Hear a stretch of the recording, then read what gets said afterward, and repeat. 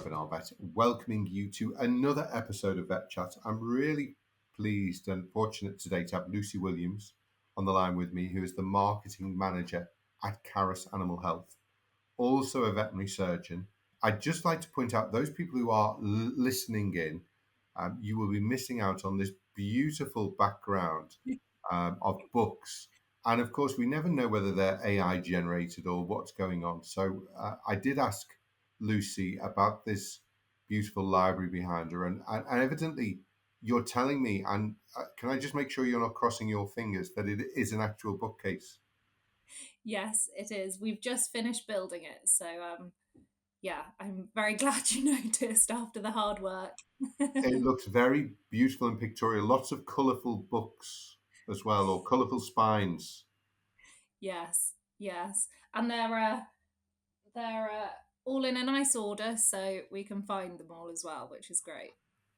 That's sometimes part of the fun of actually saying, now, where did I put that book, though? I won't show you. My bookcase isn't quite as tidy as yours and is on my left here. So I need to aspire to your bookcase, I think. I'm sure it won't stay like that, but it's a good way for us to start at It's a least. good start. So, Lucy, tell us a little bit about yourself. Obviously, a veterinary surgeon, also went to Liverpool. So it's always a Yes. good start. It's my home city. It's also where I went to university as well. So, yeah, tell us a little bit about your backstory, and then we can talk more about Cara, some of the things that you're getting up to as well. Yeah, so as you said, I went to Liverpool University. I graduated in 2018.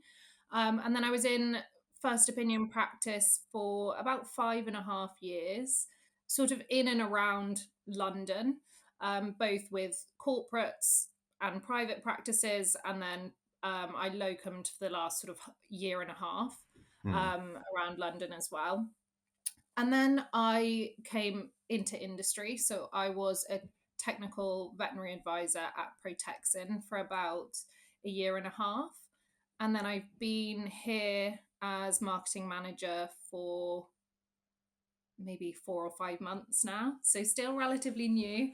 Yeah. Um, but yes, it's been a nice sort of transition into the role. Yeah, and it's interesting. I suppose not many people in Venice will know who Carus are. So perhaps tell us a little bit about who Carus are. Obviously, the CEO is a good old friend of mine, Jolien Howes, who was at MSD for a long time, and he very early on got the idea of webinars, and we actually helped to launch Brevecto together, which was Yeah. really, really exciting. So yeah, I know Jolene's been involved in the company for a number of years now, and we chat. And then this year, of course, your first product has come out. But tell us a little bit about the company, because obviously people on the podcast perhaps won't know who Carus are. You're a new kid on the block in some ways, in England, Yes, in the UK definitely. anyway. Definitely. So yes, as you say, we've got a Japanese parent company who are the largest sort of pharmaceutical distributor in that area of the world. And then they sort of founded Carus Animal Health in the UK, I think around sort of 7 or 8 years ago now. Hmm. So for all of that time since then, they've basically been doing research. So we try and basically be innovative within the veterinary world. Primarily, our focus is on diagnostics and especially sort of biomarkers. Hmm. And also, we've got quite a few projects coming through to do with sort of antibiotic resistance and trying to reduce the use of antibiotics as well. So, lots on the horizon. It takes a surprising amount of time, I guess, for a lot of this stuff to come through. But yes, they've been basically researching all that time. I think looking at the whole area of antimicrobial stewardship is so important. We did a day with Rumour earlier on this week. I've certainly read reports 1 million people die each year because of antimicrobial resistance. And I Yeah. presume that problem is only going to get worse if we don't do something about it. So it's great to see companies really embracing this. Obviously, trying to reduce antibiotic usage if they sell antibiotics, because obviously they're still very useful and we need them. Of course. We just need to be more careful with how we use them. So, this particular day with Rumor, we were talking, and it, by the way, we can put this under the podcast for people who are interested to look at it. The number of people, vets, still using antibiotics kind of fairly routinely for canine diarrhea, where, Yeah. actually there isn't much of an indication for using it. And then a little bit more surprisingly, around cat bite abscesses, that actually, if the cat isn't done well, the received wisdom is more now probably, flush out the wound, obviously, Mm. because the capsule is kind of protecting it from going systemically. Yeah. But antibiotics are less important than perhaps we thought. Obviously, if an animal is systemically unwell, then we have to give them. So it's I think it's a huge area, and kudos to Carus for looking at it, and hopefully at some point we can talk about a product Yes. that's on the market that can be of use in this whole crusade against antimicrobial resistance. Yes, definitely. But we have got a fairly new product that's come out, GI Quest. Perhaps tell us a little bit about that. We have done a webinar on this, so we can put a little link under the podcast for people who want to know a bit more. But give us a little bit of an idea of what that is about, and how it maybe fits into use in general practice.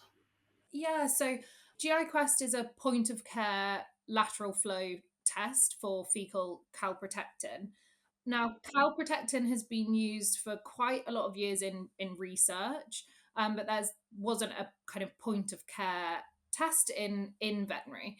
So, just in case people aren't so familiar with calprotectin, it is a biomarker that is used actually a lot in humans. It's part of the NICE guidelines for IBD. It's Yeah, used a lot in humans, and it's a calcium and zinc binding protein complex. It's found primarily in myeloid cells, mainly neutrophils, and so during inflammation, the innate and adaptive immune response is stimulated, and then that causes an influx of phagocytic cells and release of the inflammatory cytokines, which then chemo attract the neutrophils. And that mm, sort of starts, the normal cascade of events where you get neutrophil disintegration. So, calprotectin makes up around 60% of the cytosol in neutrophils. So, it's then released into surrounding tissues, whether that is, for example, the blood when it's more systemic, and then that's serum calprotectin that you can test, or if it's more specifically gastrointestinal, it's released into the sort of gastrointestinal lining and then the lumen, and then joins the fecal stream. yeah, So that's then where we get the fecal calprotectin. So yeah, then we can just, it's really stable in feces, so it's resistant to bacterial degradation, and then you can just do, as we are all very familiar with nowadays, a normal lateral flow yeah. test, which then has a gradient for basically the amount that's in there. Yeah, as you say, we became very familiar with these devices in the early 2020s, didn't we? Yes, we did. And that does mean that it's a really useful test because the majority of people in the practice can run it. It doesn't Yeah, have to be a vet that's specifically taking the time. I mean, it's only yeah, 15 minutes, so it's not the longest test in the world that you have to wait. It is nice that we all kind of understand it. And even owners, you can explain to them, oh, it's similar to, like a COVID test. That's the mm, type of result you get.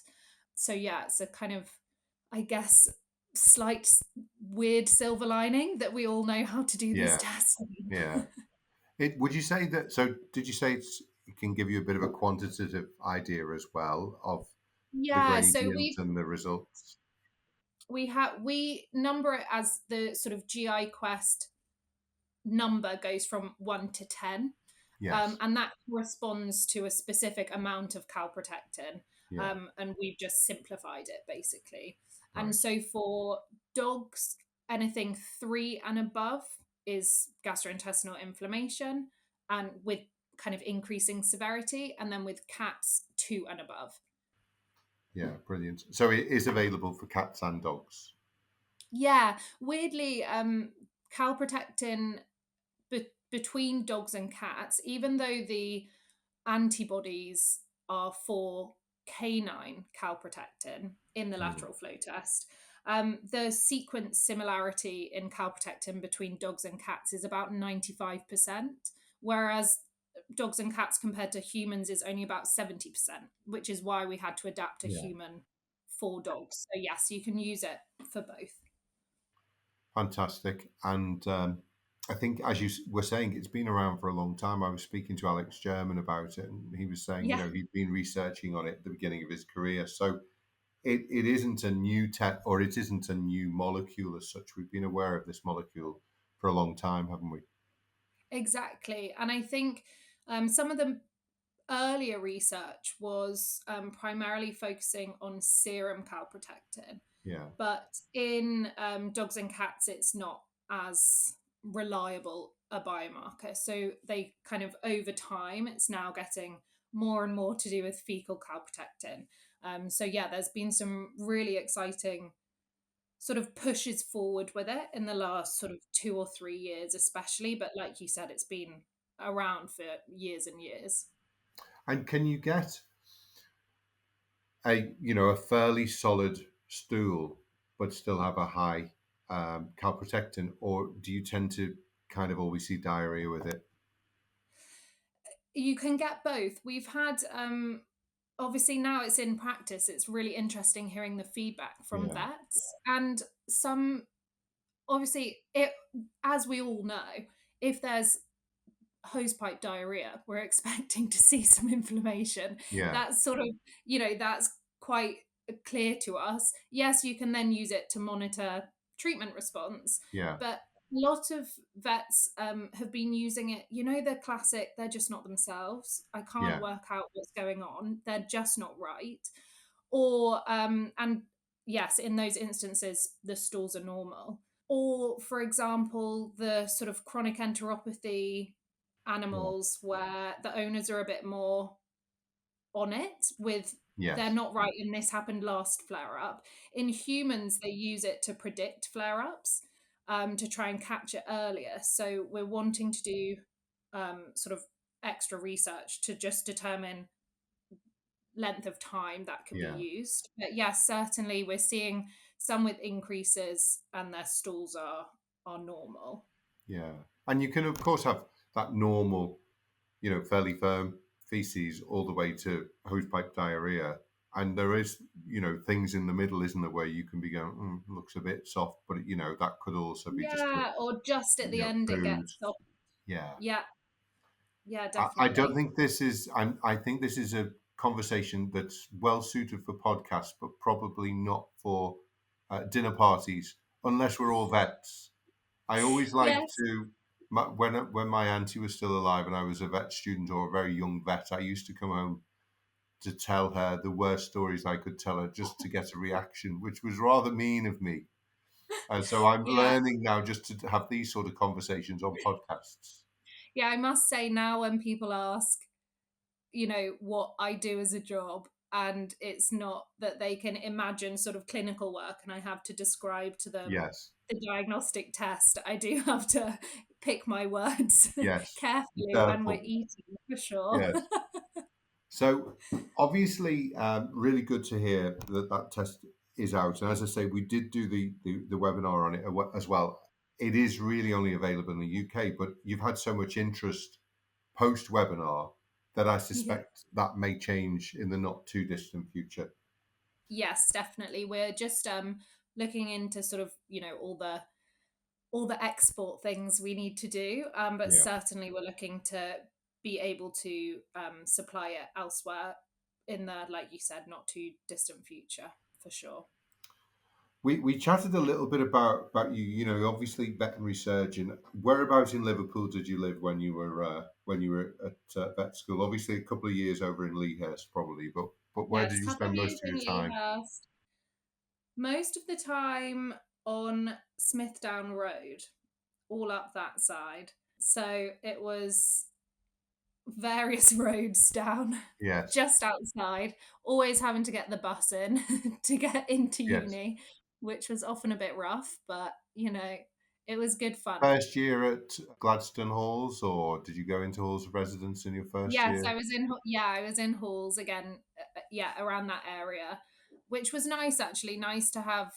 I really enjoyed kind of having a non-vet kind of side as well as Yes. the vet friends as Yeah. well. So yeah, really good fun uni to Now, go to again, for for those alumni listening about Smithdown Road, it was very famous in the 80s and probably before for Fresher Week. It was the Smithdown 10, which was 10 pubs you could do on Smithdown. Now, there have been lots of closures all over the country. sure. So I don't know, does the Smithtown 10 exist, or is it now the Smithtown 3 or 4?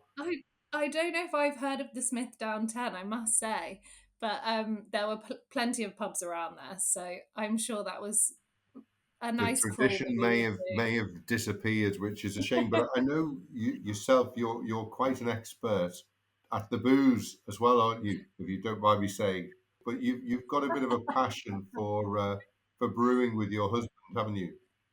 Yes, we've recently moved house and have a shed now that is being dedicated to brewing and experimenting with various alcohols, but also sort of fermenting, kimchi and things like Yeah, that, all gut health related. Well, except the alcohol, obviously. yeah. But yes, we're really enjoying it actually. It's good fun.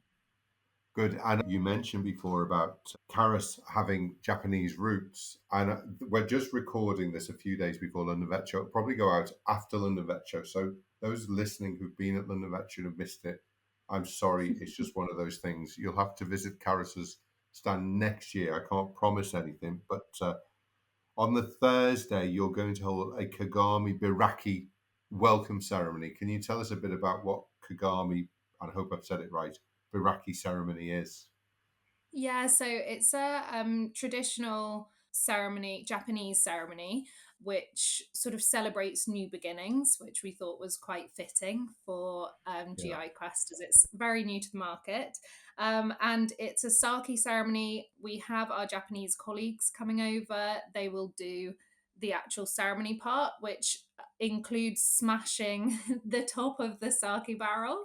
And then we have some cedar wood cups, which is kind of traditionally how they would normally have sake because the fragrance kind of Yeah, mixes with it. So yes, we will be having that on stand, and I think it's probably going to become a tradition. So yes, don't worry if you've missed it. We'll have it elsewhere. fantastic.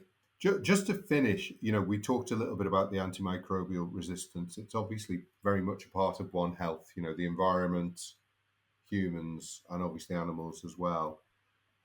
Just wanted to thank you because obviously for Veterinary Green Discussion 4, which we held in the south of France, you were one of the partners that we had for that. And for those again who don't know what the Veterinary Green Discussion Forum is, we've been running this for about 4 years. Going to be the fifth iteration next June, again back in the Camargue, just to really try and see how we can make sure that vets are seen as part of the solution rather than part of the problem for the environmental crisis. And I think also that we become maybe environmental exemplars. Obviously, as a young person, how important is the environmental things for you? And was that part of when you looked at Carus and saw their interest in this area? Was that part of the reason, that you decided to join the company? Yeah, definitely. I think in general as a profession, just because we often are very sustainability conscious, or kind of, I guess, one health world Hmm. conscious, it is really important. I think it's very important for people in the vet profession of sort of my generation. Certainly we talked about it a lot when I was in practice, and I think you get quite a lot of guilt that there's just so much plastic and so much going on. And so I think it's really nice to see that there are big movements now within the vet kind of world. And yes, we've appointed a green lead with one of our business development managers, who's we've also paid for her to do some training with Vet Sustain. So we're really keen to, even though we're kind of just starting out and we're a small company Mm. now, we're really keen to make sure as we develop and as we grow, we do it in the most green way we can. It was really interesting at the Veterinary Green Discussion Forum. We had Kinetic, who are a company that does surveys for the veterinary and animal health industries. And one of the questions was all around, are suppliers doing enough? And a lot of vets felt, that they weren't. So I think Mm. it's a really great thing for you as a young company to kind of see it as a priority early doors and not have to kind of set everything up and then go, oh, maybe Yeah, we could look at an alternative to plastics, or maybe we don't need to package our tests quite so voluminously as sometimes we yeah, see. I think all of this is getting better, but we do need to move as quickly as possible as well. And obviously early days yet, but I think from talks with Jolien, we're hoping that you'll be at next year's Veterinary Green Discussion Forum 5 in the Camargue, which for those again listening and just wanting to know what that's all about, do get in contact with us. And we will also put the link for Kinetics study that we did, the survey. Probably if you come, Lucy, or if somebody from your team comes, it will probably be the most beautiful venue that you've ever actually been to a forum or a conference at, because we always hold it at a nature reserve because we want to connect with nature so that we understand how important it is, and how how much we want to be able to keep it, and keep it for the next generations as well. that sounds lovely. Really nice. Lucy, it's been great to chat to you. In about a week's time, I think almost exactly, I will be seeing you again because it's the Thursday before London Vet Show. I will definitely have in my diary now the 4:45 welcome ceremony at the Carus stand. I'm sorry for those of you missing it because this podcast comes a bit late, but thank you for all the things that you're doing and hoping to continue to do. And yeah, so pleased to have you on the podcast. Thank you so much. Thanks again. And thank you everyone for listening. Hopefully, we will see you on a podcast or a webinar very soon.